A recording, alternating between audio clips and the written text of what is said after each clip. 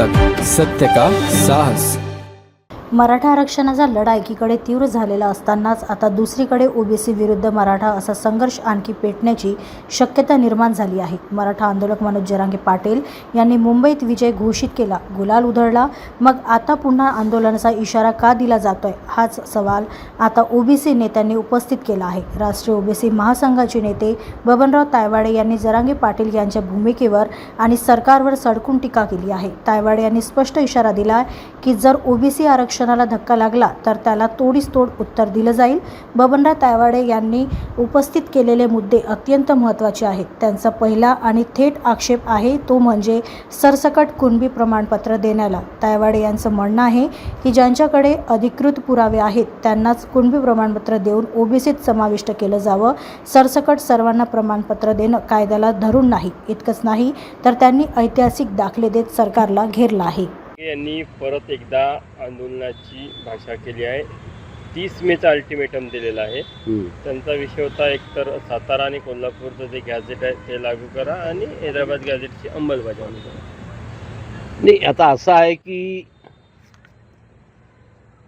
ज्यावेळेस सरकारने त्यांच्या हातामध्ये शासन निर्णय दिला होता तेव्हा त्यांनी खूप गुलाल उधळला होता आणि तेव्हा त्यांनी समाधानसुद्धा व्यक्त केलं होतं की आम्ही लढाई जिंकली।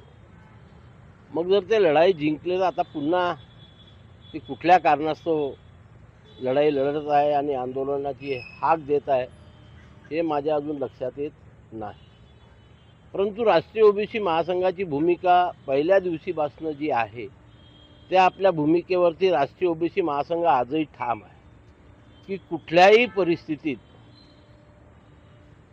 ओबीसी समाजाच्या आरक्षणाला धक्का लागता कामा नये। सरसकट कुणबी जातीची प्रमाणपत्र देण्यात येऊ नये। ज्यांचे पुरावे सापडले असतील त्याला आमचा कधी विरोध नव्हता आणि भविष्यामध्ये सुद्धा विरोध राहणार नाही। आणि म्हणून नेहमी सरसकट शब्दाचा जो वापर केला जात होता तोच वापर मी सुद्धा करतो आहे की सरसकट कुणबी जातीची प्रमाणपत्र देऊन कुणालाही ओबीसीमध्ये समावेश करण्यात येऊ नये या भूमिकेवर आम्ही आजही ठाम आहोत। आणि म्हणून ज्या दिवशी आमच्या लक्षात येईल की यांच्यामुळे आमच्या ओबीसीच्या आरक्षणाला धक्का लागतो आहे, सरसकट कुणब्यांची प्रमाणपत्र देऊन नवीन लोक ओबीसीमध्ये येत आहे, त्या दिवशी यापूर्वीसुद्धा या राज्यातील संपूर्ण ओबीसी समाज एकत्रित येऊन एक संघपणे लढा दिला आणि आपल्या संविधानिक आरक्षणाचं रक्षण केलं।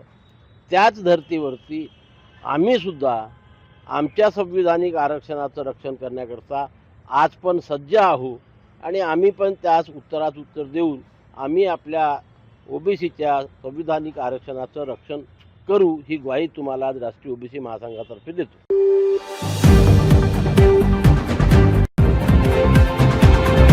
अब तक सत्य का साहस।